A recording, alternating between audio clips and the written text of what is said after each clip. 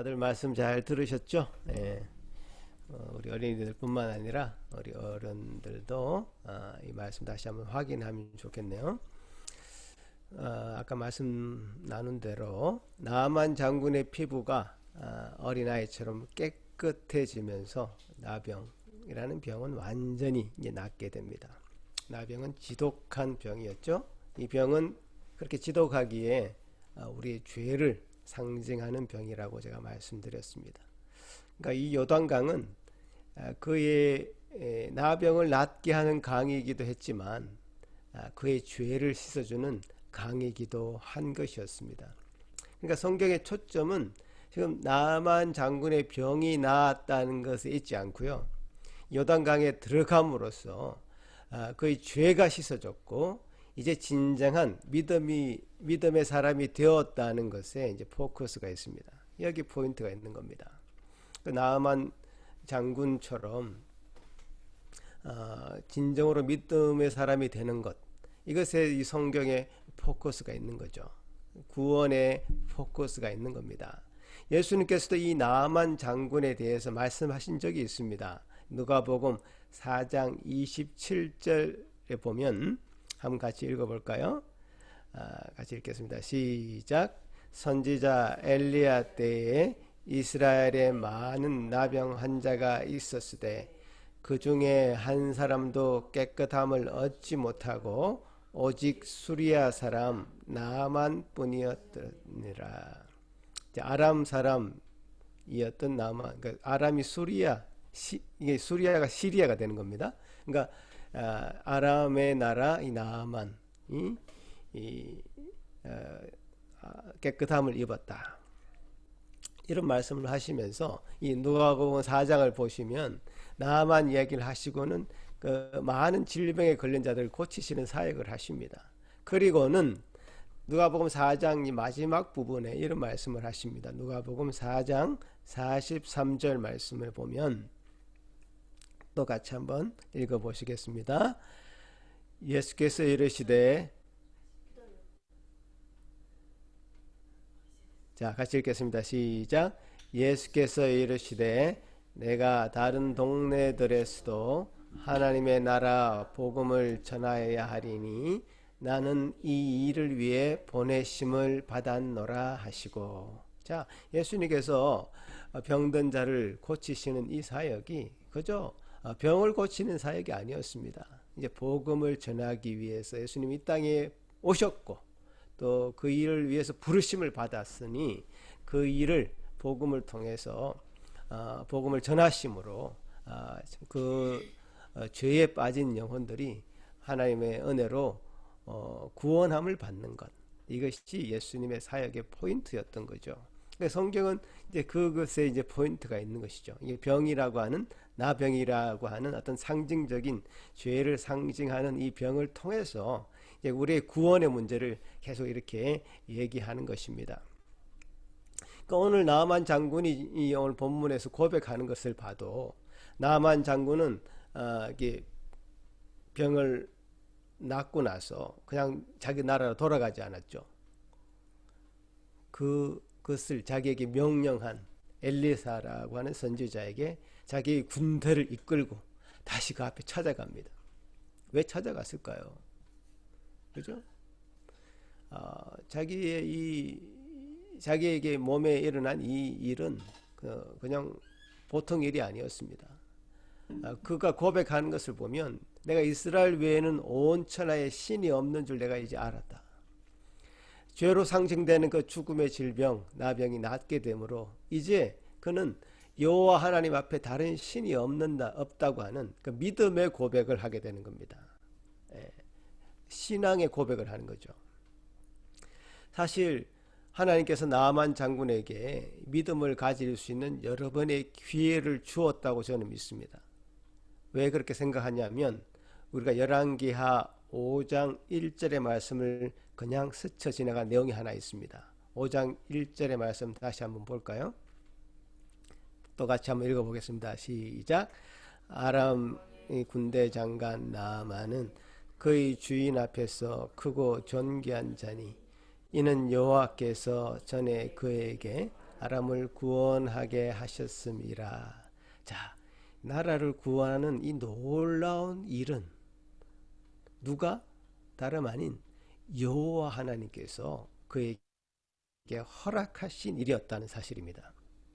나아만 장군이 큰 업적을 이룬 일에 있어서 여호와 하나님께서 큰 역할을 했음에도 불구하고 나아만은 이때 하나님을 진정으로 만나질 못했습니다. 하나님께서는 그 어떤 사람을 구원하시기로 작정하시고 그를 구원에 이르도록 하는 많은 사건들을 그 사람에게 맞이하게 하십니다. 나만 장군에게는 나라를 구하는 놀라운 일을 행하게 하셨고 그 일은 다름 아닌 여호와 하나님이 허락하신 일이었습니다. 그러나 그것이 여호와 하나님이 허락하신 일이었는지 나만은 몰랐을 수도 있습니다. 물론 알았을 수도 있습니다. 그건 성경에 정확하게 나와 있지 않습니다. 어찌되었든 간에 결론적으로 여호와 하나님이 그 나라를 구원하게 하신 것은 성경의 기록이고 그 일을 행하신 분은 바로 여호와 하나님인데 그는 결론적으로 나아만은 여호와 하나님을 믿는 믿음으로 이어지지 않았다는 사실이죠. 그저 자신의 능력이 특별해서 있었던 일이었고 그 사건은 구원과는 상관없는 사건이었습니다. 그러니까 하나님에게 있어서 이 택자, 택함 받은 사람의 구원은 하나님이 작정하신 일이죠. 하나님이 작정하신 일을 실패할 수 있을까요? 결코 그런 일은 없습니다. 하나님은 인생이 아니시니 시건치 않는다. 하나님은 자신의 말을 먹는 분이 아닙니다. 하나님께서 쏘시는 그 화살은 반드시 정확하게 그 관역을 명중시키고 합니다. 그렇게 하나님은 나아만이에게 기회를 주었건만 믿음으로 연결되지 않고 구원으로 연결되지 않았기에 나병이라는 죄를 상징하는 그 병에 걸리게 만든 겁니다. 그 병을 통해서 하나님께 온전히 나아갈 수 있는 길을 나아만이 발견하게 된 거죠. 우리가 이 성경의 기록을 보면 그렇게밖에 해석할 수가 없어요. 굴욕적인 자신을 발견하고 나서 겸손하게 되면서 하나님 앞에 나아가게 되는 거죠. 그러한 일은 우리에게도 동일하게 벌어집니다, 여러분. 저와 여러분에게도 동일하게 벌어집니다. 우리가 지금 나아만 장군의 기록을 들여다보면서 그 사실을 확인했듯이 누군가가 우리의 삶을 기록한다면, 객관적으로 보고 있다면 우리 삶을 어떻게 기록할 수 있을까요? 여러분, 하나님이 여러분을 구원하시기로 작정한 택자라면, 택하신 자라면 우리 일생을 통해서 하나님께서 허락하시는 구원의 기회가 계속 찾아옵니다. 여러분 한 사람 한 사람이 진정으로 자신의 죄를 고백하고 믿음으로 주님께로 나아갈 수 있는 기회를 주신단 말이에요. 어떤 사람은 교통사고를 통해서 그 하나님을 발견할 수도 있고요. 어떤 사람은 죄 가운데 빠져 있다가 그 죄가 발각이 되어서 교도소 같은 데를 가게 되고 그런 대가를 치르고 나서 진정으로 하나님을 만나는 사람도 있습니다.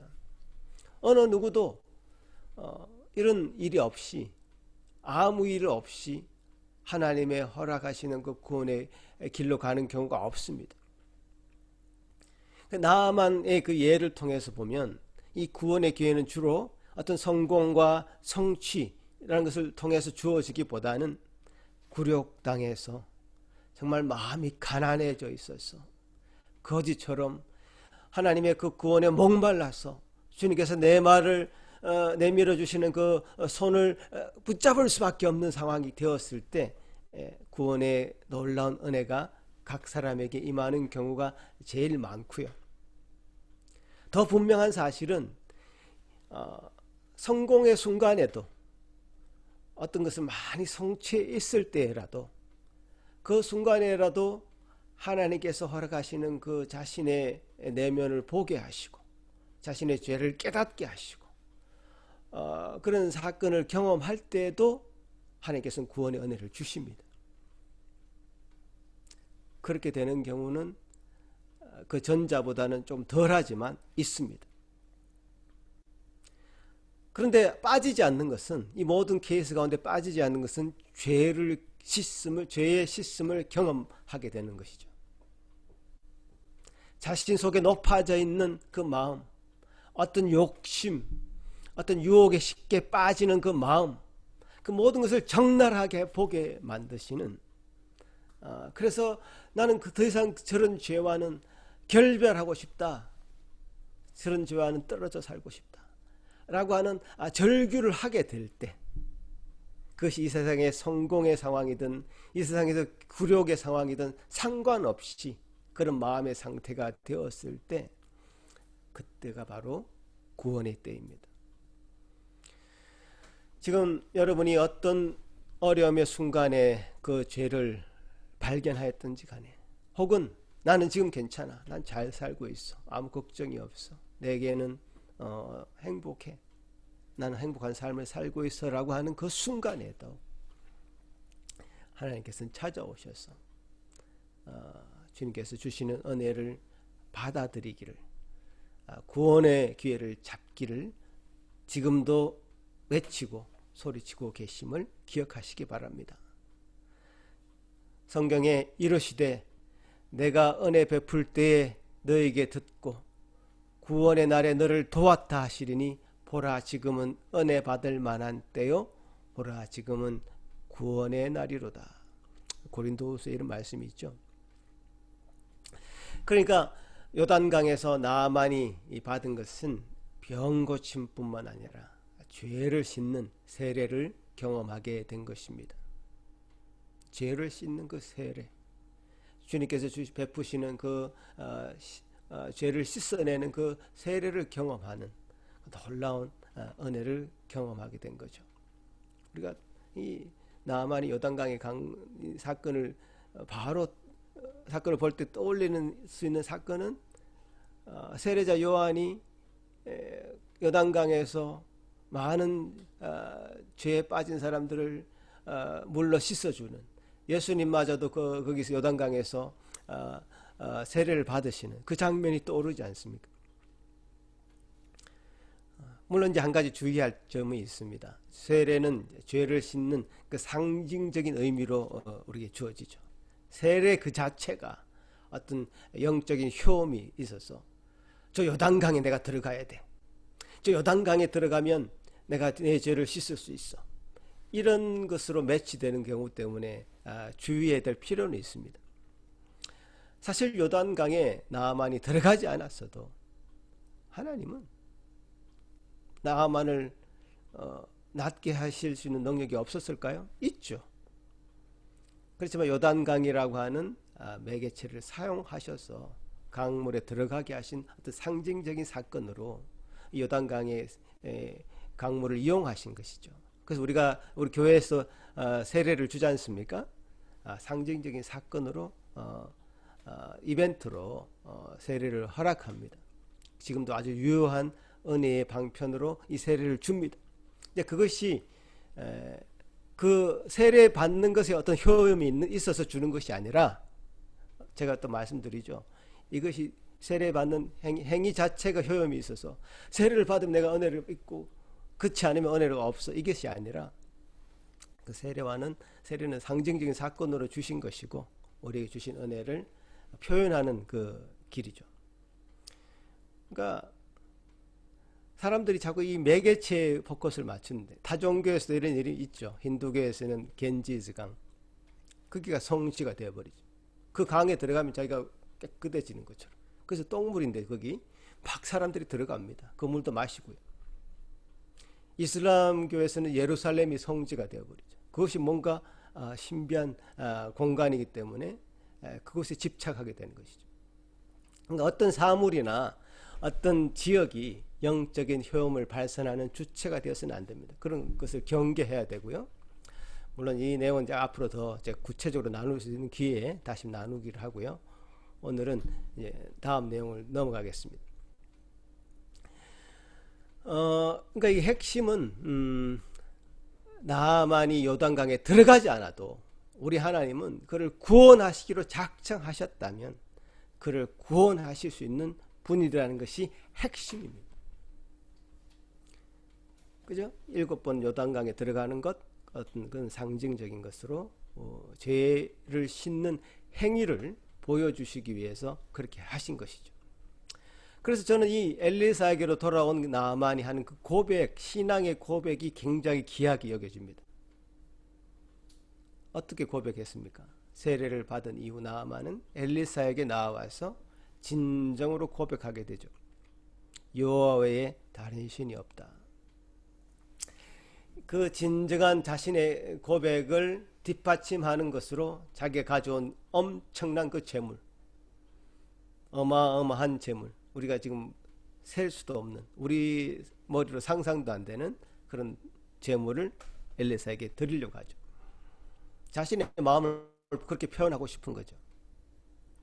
그런데 엘리사가 좀 받아도 될 텐데, 그죠? 엘리사는 전혀 너무 매몰차게 보일 정도로 거절하고 맙니다.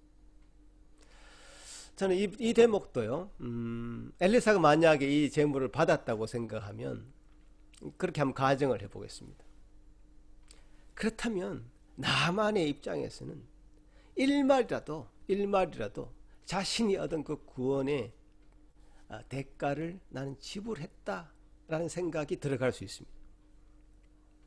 그런 마음이 충분히 들죠. 그래, 나는 충분히 대가를 치르고 구원을 받았어. 이런 어떤 공로사상을 갖게 될 수 있습니다. 엘리사는 아마 그 부분을 철저하게 차단한 것 같습니다. 이 소문이 퍼져나가 보십시오. 이스라엘 지역이나 아람 지역에 이 소문이 퍼져나가 보십시오. 나아만이 엄청난 재물을 줬더니 그 병을 낫게 되었다 라는 소문이 퍼지지 않겠습니까? 그럼 돈을 싸들고 와서 다 엘리사 선지자한테 와서 뭔가를 하려고 시도를 했을 것입니다. 하나님의 구원은 그렇게 주어지는 것이 아니다. 이사야 55장에 이런 말씀이 있습니다. 우리 주님이 허락하시는 구원은 우리에게 아무런 대가를 지불을 원치 않으시는데요. 같이 한번 읽어보겠습니다. 이사야 55장 1절 말씀 시작. 오호라 너희 목마른 자들아 물로 나오라. 돈 없는 자들 오라.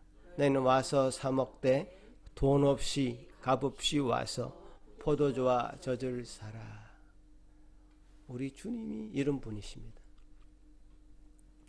엘리사는 조금 받아도 됨에도 불구하고 그죠? 단호히 그것을 거절함으로써 우리 주님이 주시는 이 구원의 성격을 규정해 주시는 것 같습니다. 선물로 주셨다는 것이죠. 그러니 나아만으로부터 더 귀한 고백을 듣게 됩니다. 그 나아만이 그 다음에 하는 고백을 보십시오. 17절 말씀. 나아만이 이르되 그러면 청하건대 노새 2마리의 실을 흙을 당신의 종에게 주소서. 이제부터는 종이 번제물과 다른 희생 제사를 여호와의 외 다른 신에게는 드리지 아니하고 다만 여호와께 드리겠나이다. 이 나아만이 드리고자 했던 이 제물을, 그 많은 제물을 엘리사는 받지 않았습니다. 그러나 그 받지 않음은 나아만으로부터 더 큰 고백을 하게 만들었는데요. 나는 이제 아람 땅에 돌아가서 여호와 하나님에게만 예배하는 그 삶을 살겠습니다. 삶의 현장에서 나는 여호와 하나님만을 높이겠습니다라고 하는 믿음의 고백을 듣게 되는 겁니다. 그러니까 여호와 하나님의 이름이 이제 이스라엘에서부터 이 아람 지역에까지 널리 높이 들리게 되는 그런 사건이죠. 이 우리 모든 성도들이 사실 고백해야 되는 내용입니다. 하나님 앞에 내가 뭔가를 드림으로 내 임무가 끝났다라고 생각해서는 안 될 것입니다. 하나님이 우리의 무엇이 필요하신 분이 아닙니다. 오늘 교동문에도 시편 50편에 하나님은 부유하신 분입니다. 우리의 뭔가가 필요한 분이 아닙니다. 우리의 삶을 제사로 받으시기를 원하시는 그런 분이시죠. 우리의 삶의 고백이, 신앙의 고백이 하나님이 가장 듣고 싶어 하시는 그런 고백입니다. 자, 그 다음에 제가 오늘 사실 나누고 싶은 가장 핵심적인 내용이 나옵니다. 이제 잘 들으세요. 이제 나아만이 이제부터 이렇게 얘기합니다. 내가 이제부터 하나님만을 섬기는 삶을 아람 땅에서 살겠습니다라고 신앙의 고백을 했지 않습니까? 다른 신을 섬기지 않겠다. 그런데 한 가지 내가 요청하는 것이 있습니다. 내 주인은 아직 내 주인 아람 왕은 아직도 하나님 여호와 하나님을 모르는 사람입니다. 림몬이라는 신을 섬기고 그래서 그 왕이 림몬 신당에 들어갈 때 자기도 어쩔 수 없이 들어가야 됩니다. 왕이 절할 때 어쩔 수 없이 자기도 절할 수밖에 없습니다. 이런 저를 용서해 주십시오. 자, 이 말을 들은 엘리사의 태도에 집중해야 됩니다. 짧게 얘기합니다. 너는 평안히 가라. 나아만 장군을 축복하면서 보내는 거죠. 여러분 어떻게 생각하십니까? 여러분 같으면 이 나아만이 하는 고백에 대해서 어떤 말을 해주고 싶습니까? 이율배반적이지 않나? 지금 하나님만을 섬기겠다고 해놓고는 어떻게 저런 말을 할 수 있을까? 세상과 어떻게 저렇게 타협할 수 있을까? 믿는 자로서 어떻게 저럴 수가 있단 말인가? 라고 말하고 싶지 않습니까? 나만이 구원받았고 받은 자로서의 분명한 신앙 고백을 하고 있으면서 어떻게 세상과 타협하는 모습을 보이는 이런 태도는 마땅히 비난받아서 마땅하다고 생각해 왔던 겁니다. 그래서 정죄했던 겁니다. 제가 지금 기억하기로는 한국의 그 김영삼이라는 하는 대통령이 세워졌을 때 그분이 교회 장로 신분으로 대통령이 되었습니다. 그러니까 그분이 한 나라의 대통령으로서 만찬도 해야 되고 그럴 때 와인잔을 들고 뭐 건배도 해야 되고 그죠? 또 불교의 큰 행사가 있을 때 거기에 참여도 해야 되고 했을 때 제가 그때 들었던 많은 사람들의 반응은 어떻게 교회 장로가 저럴 수가 있는가? 이렇게 하는 반응들을 제가 많이 들었습니다. 믿음이 있다고 하는 크리스찬들이 막 기겁을 하는 거죠. 어떻게 저럴 수가 있는가? 우리 젊은 세대들은 이런 말들이 잘 이렇게 안 다가올 수도 있겠다는 생각이 듭니다만은 우리가 신앙에 들어와서 스트럭을 하던 그런 때의 그 믿음은 뭔가 죽으면 죽으리다 이런 어떤 그런 신앙의 어떤 모습들이 굉장히 좋은 믿음의 표본으로 되어져 있었고요. 그래서 어떤 것도 막 거절해버리는, 제가 이제 예를 들면 장교로 인간할 때 여러 가지 자리에서 술을 거절해야 되는 그런 많은 일들이 있었습니다. 그때 당시 상관에 따라주는 술을 거절한다는 것은 굉장한 고난을 치러야 되는 그런 대가를 치러야 되는 그런 일이었습니다. 근데 그런 것이 굉장히 중요한 믿음으로 자리 잡고 있었기 때문에 그 대가를 치르는 것 당연하게 생각했고 그런 믿음의 결단을 할 수 있었죠. 그런 것이 믿음의 표상처럼 되었고, 그래서 어떤 사람은 불당에 들어가서 불상의 목을 쳐버리고 하는 것을 굉장히 믿음의 중요한 포션처럼 생각하고 그것에 대해서 어떤 자부심을 가지고, 제가 밴쿠버의 어떤 분도 그것을 자기 자랑처럼 생각하시는 분이 계시더라고요.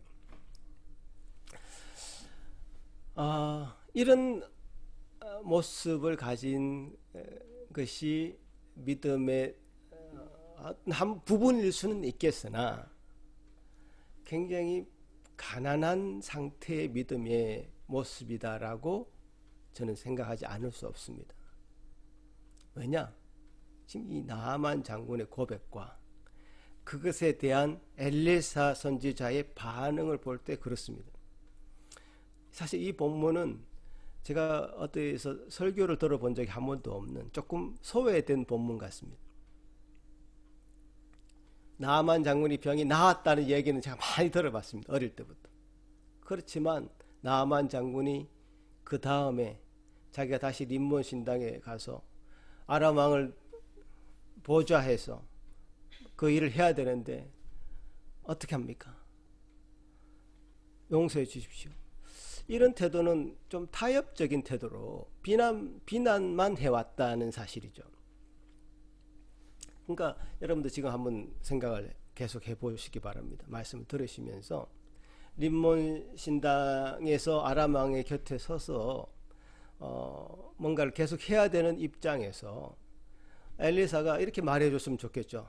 아니다. 당장에 그 아람 왕을과 결별하고 단절하고 뭐 쿠데타를 하든지 다시 다른 나라를 세우든지 떠나라. 세상을 떠나라. 그들과 단절해라. 라고 엘리사가 말해 주었다면 참 우리도 쉬워집니다. 저도 어떤 걸 결단하기 더 쉽겠습니다. 근데 엘리사가 그렇게 반응하지 않았다는 사실이죠. 떠나고 단절하는 것이 쉽습니다.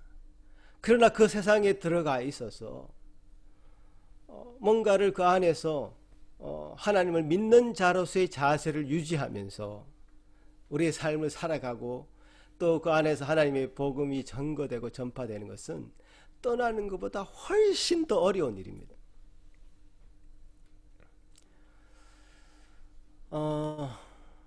나아만은 구원받은 자가 이 세상에서 어떻게 믿음으로 살아가야 될까를 사실 고민하고 있는 자였습니다. 그죠?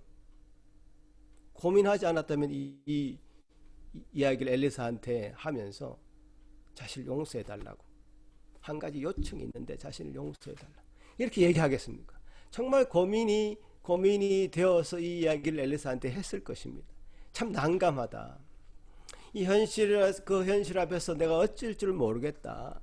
고뇌하고 헤맬 수밖에 없는 그 상황을 고백한 것이고, 엘리사 선지자는 그런 나아만 장군의 그 고백을 귀하게 생각한 겁니다. 자신을 용서해달라고, 자신의 상황을 이해해달라고 간절한 마음으로 요청하는 이 마음을 엘리사 선지자는 받았고요. 그 사람의 마음이 참, 그 고백이 귀하다. 용서해달라고 하는 그 고백이 귀하다라고 엘리사는 받은 거죠. 제가 이번 주에 우리 대학 동기들과 오랜만에 30년 전에 헤어진 그 대학 친구들이 카톡을 주고 받았는데요. 첫눈이 온다고 막 들떠가지고 뭐 저한테 카톡을 했더라고요. 50 넘은 사람들이 이제 첫눈 온다고, 남자들이 막 그렇게 들떠가지고 막 카톡을 하고 그러는데, 그 친구 중에 한 명이 대학생 때 신앙을 가진 친구가 있습니다. 그 친구가 자기 지금까지 살아왔는데 이렇게 하나님 앞에 내가 설 수 있는지 모르겠다. 그 공무원 하는 친구인데요. 난 그렇게 그 친구의 마음이 너무 귀하더라고요. 예. 그렇게 고백하는 그 자체가 귀하다. 나만도 마찬가지 아니겠습니까? 지금 우리가 살아가는 현실 속에서 우리의 삶은 참 복잡하고요. 떠나버리는 것 참 쉽지만 떠나버릴 수 없는 그 현실을 인정하고 그 안에서 버티면서 살아가는 인간 군상들의 그 모습은 정말 어려운 상황이다. 그 어려움을 헤아리는 엘리사의 선지자의 마음 또 읽혀지고요. 그것이 우리 하나님의 마음이라는 생각도 드는 것이죠. 그러니까 나만이 구원을 얻었을 때 그 분명한 믿음과 그가 처한 세상은 참 많이 다른 것이다, 이 말이에요. 그러니까 앞으로 그는 얼마나 자신에게 그 믿음에, 자신이 가진 그 믿음에 대해서 도전받을지 생각하지 않을 수 없었고, 계속 하나님을 섬기고 싶은데, 그래서 흙이라도 담아가서 거기서 토단을 쌓고 싶은데, 나의 현실은 여전히 이 세상 신을 섬기는, 풍요의 신을 섬기는 왕과 함께 지내야 된다는 사실. 그 사실 앞에 우리 모두가 사실 서 있는 것 같습니다. 우리도 월요일부터 이 세상에 나가서 이 세상의 어떤 풍요의 신을 섬기는 사장들 앞에서 밑에서 일을 합니다. 여러분은 적어도 이 나만 장군처럼 고백할 수 있으면 좋겠다 생각을 합니다.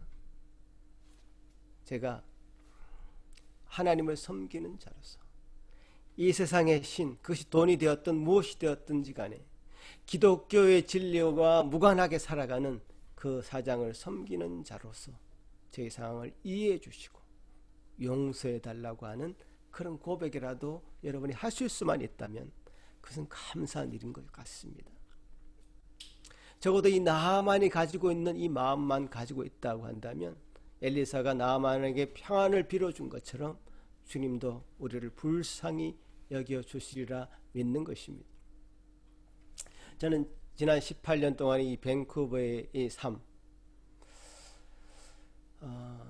스스로 생각해 보면 한국에서 그냥 지냈다면 이 목회자라고 하는 계토에 갇혀가지고 결코 알 수 없었던 이 성도 여러분의 삶을 경험하게 된 것은 정말 귀한 복이었다. 저는 그렇게 고백하고 싶습니다. 여러분과 같이 저도 삶의 현장에서 성도들과 똑같이 생활비를 벌어야 되는 그런 환경을 이 밴쿠버는 저에게 제공을 했습니다. 그것이 너무나 감사한 거죠. 이 나만 장군의 이 고백이 뼈저리게 저에게도 느껴지는 그런 대목입니다. 믿는 자들만 상대하는 어떤 직업인으로서의 목회자가 아니라 성도들의 그 삶의 현장을 직접 경험하고 그들과 함께 호흡하면서 그들의 고민과 딜레마를 몸소 체험하는 것, 그것은 그렇게 큰 복이었다 말이에요. 한국에 있었다면 이런 생각조차 안 했을 소중한 일이었던 것이죠. 윌리엄 윌버포스라는 사람이 있습니다. 그거는 영국이 한참 노예를 사고 파는 무역으로 많은 수입을 올리고 있을 때의 정치인이었습니다. 영국의 정치인이었습니다. 그는 마음의 갈등을 많이 느꼈습니다. 어떻게 저렇게 사람을 주고 팔 수 있을까? 지금으로서는 상상도 안 되는 이야기지만 그때는 믿음으로 세우신 그 영국이라는 나라도 그렇게 제도화되었고요. 당연하게 여겨졌던 겁니다. 이 제도가 바뀌는 것은 쉬운 일이 아닙니다. 수십 년 동안 스트럭을 해도 바뀌지 않는 겁니다. 아직까지도 지금 흑백의 이 갈등이 미국에 존재하고 있는 것을 보면, 이 세상에 자리 잡고 있는 것을 보면 영원히 아마 바뀌지 않는 어떤 그런 것들이 있습니다. 그럴 당시에 영국에서 법적으로 제도적으로 이 윌리엄 윌버포스라는 사람은 이것이 바뀌어지도록 하는데 아주 큰 역할을 했던 사람이죠. 정치인이었죠. 사실은 이 윌버포스가 이런 따뜻한 마음을 가졌을 뿐더러 말씀에도 아주 일가견이 있었던, 그래서 자기가 한때는 목회자가 되고 싶어가지고 그런 강력한 마음이 들어서 존 뉴턴이라는 사람, 그 목사님을 찾아갑니다. 존 뉴턴이 누구냐 하면 이분도 전직 노예 무역을 해가지고 아주 큰 돈을 벌었던 그런 사람이었습니다. 근데 회개하고 돌아서서 목사가 된 분이죠. Amazing Grace, 나 같은 죄인 살림, 이 찬양을 이분이 지었습니다. 그래서 이 아주 이제 그 당시에 존 뉴턴이라는 목사는 훌륭한 인격자로 말씀 전거자로 칭송을 받을 때에 윌리엄 윌버포스도 자신도 존 뉴턴 목사님처럼 살고 싶다라는 마음으로 그분을 찾아가죠. 존 뉴턴 목사님이 아니다, 다시 그 정치의 판으로 돌아가라. 그들이 아무리 정치판이 혼탁하고 서로 모략과 배신과 어떤 그런 것들이 정치판에 판을 친다 할지라도 거기서 정직한 하나님의 사람으로서 당신이 가지고 있는 그런 능력들을 발휘하고, 그래서 결국 이 윌리엄 윌버포스가 다시 그 자리로 돌아가서 정치인으로 돌아가서 영국의 노예 무역을 중단시키는 그 법안을 정치인들이 직접 다루어서 정치적으로 해결해냈습니다.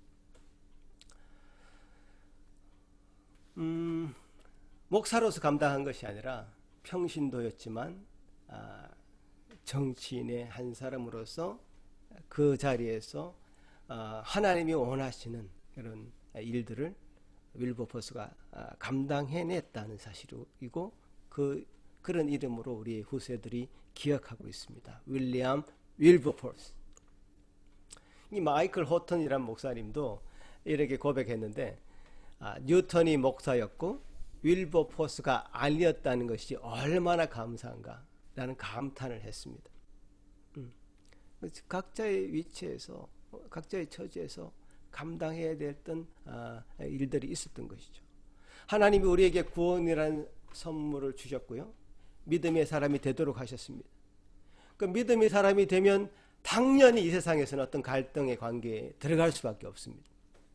물론 도망쳐 나오면 좋겠죠. 어쩌면 그것은 더 쉬운 일이었을 것입니다. 윌버포스도 일말에 그런 마음으로 저는 더러운 정치판에 가고 더 이상 끼지 않고 싶다라고 생각을 했을 것 같습니다. 그러나 존 뉴턴 목사님은 아니다. 그게 너라도 있어야 된다. 머물게 했고 그 싸움을 처절하게 감당하면서 주님 원하시는 것을 이루어낸 정치판에서도 하나님의 나라를 이루어낸 그런 일의 역사라는 것이죠. 우리는 둘 중에 하나를 선택하려고 생각하고 있는 것 같습니다. 첫째는 좀 쉬운 거죠. 세상 사람들과 똑같은 모습으로 그냥 살아가 버리는 거죠. 그래서 주일에는 신앙인처럼 예배하고 성도들과 똑같이 교제하고 많은 그리스도인들이 그렇게 살아갑니다. 또 두 번째는 난 저런 세상과는 단절하고 싶다. 그래서 아예 떠나버리는 거죠. 그러니까 첫 번째는 세속적인 신앙인들, 성도들이 많이 가지는 태도고요. 두 번째는 많은 이단 종교들과 극단적인 신앙인들이 선택하는 태도들이죠. 우리는 이 두 가지가 아니라 제3의 길로 가야 됩니다. 그 길이 바로 오늘 이 나아만 장군의 고백 속에 담겨져 있는 길입니다. 믿음을 가진 자로서 양심을 가지고 이 세상의 어떤 삶 속에서 살아가야 되기 때문에 어쩔 수 없이 가지게 되는 갈등과 고민, 그 자체에 하나님의 은혜를 구하는 삶이죠. 우리 믿는 자를 저 먼 바다에, 먼 큰 대양에 떠나리는 그 배에 비유하기도 합니다. 배가 저 넓은 바다에서 나가서 둥둥둥둥 떠다니면서요, 물건을 실어 나르기도 하고 고기를 잡기도 합니다. 그러나 이 배에 그 물이 들어와서 가라앉아 버린다면 우리는 그 어떤 일도 할 수가 없게 되는 거죠. 그러니까 세상에 나아가서 마음껏 우리의 일을 감당하되 그 세상의 물이 우리에게 들어오게 해서는 안 된다는 그런 의미죠. 우리에게 하나님 은혜를 주신다면 우리가 처한 상황에서 도망쳐 나오지 않고 오히려 세상 안으로 들어가서 세상의 잘못된 것을 바로잡아 나가는 혹은 개혁해 나가는 그런 성도들의 삶의 태도를 우리가 견제할 수 있으리라 저는 믿습니다. 저는 나아만 장군이 자신의 그런 처지를 용서해 달라고 하는 부분에 굉장히 많은 감동을 받았습니다. 그렇습니다. 우리 삶에서 철저히 하나님 은혜를 구하고 그분의 긍휼하심을 구할 때에 이미 하나님의 나라는 그곳에 이루어지고 있습니다. 나아만 장군의 삶은 그 자체가 여호와의 하나님의 그 은혜가 아니고는 설명이 안 되는 사람이죠. 그 주변 사람들이 그 사실을 모를까요? 알고 있습니다. 복음은 한 사람 한 사람 이 나아만 장군을 통해서 동시문처럼 퍼져나가게 될 것입니다. 사랑하는 산길교회 성도 여러분, 하나님 여러분을 사랑하십니다. 아멘. 여러분과 동행해 주실 것입니다. 아멘. 그래서 나아만 장군처럼 이 세상으로 여러분을 보내십니다. 아멘. 그러나 결코 세상의 물이 여러분에게 들어오지 못하시도록 하시고 오히려 그 세상 위에 서서 세상을 서서히 바꾸어 나가는데 쓰임 받으시기를 소망합니다. 믿음으로 얻은 그 구원이 효력 있게 이 세상에서 증거되고 드러나는 데에 여러분의 최선을 사용해 주시기 바랍니다. 같이 기도하겠습니다. 하나님 아버지 감사합니다. 오늘 우리에게 주신 귀한 말씀을 통해서 이제 우리가 용기를 얻고 주님 말씀을 가지고 믿는 자로서 이 세상에 담대히 나아갈 수 있도록 힘주시고 은혜 주신 것 감사합니다. 주님, 저희들이 처한 상황은 참으로 힘들고 어려운 상황입니다. 주님, 용서가 필요한 상황입니다. 주님의 긍휼 은혜가 필요한 상황입니다. 주님 도우시고 그 안에서 참으로 주님만을 바라볼 수 있는 귀한 믿음 잃지 않는 우리 모든 예수 상결교회 성도 될 수 있도록 도와주옵소서. 예수님 이름으로 기도하옵나이다. 아멘.